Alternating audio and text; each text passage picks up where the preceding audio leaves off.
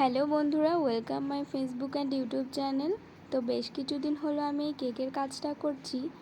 তো তোমরা যদি কেউ আমার কাছ থেকে কেক নিতে চাও তাহলে অবশ্যই স্ক্রিনে দেওয়া নাম্বারে আমার সঙ্গে যোগাযোগ করতে পারো। আজকে একটা চকলেট ফ্লেভার কেকের অর্ডার ছিল, তো সেটাই করছিলাম। কেকটা বানিয়েছিলাম কালকে, ওই ক্রাম কোট করে ওভারনাইট ফ্রিজে রেখে দিয়েছিলাম।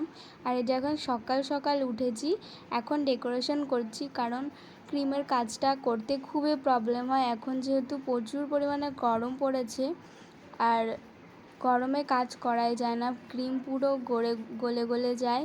এই জন্য সকালবেলার দিকে একটু ঠান্ডা থাকে, সেই জন্য একটু ভালো হয় কাজটা।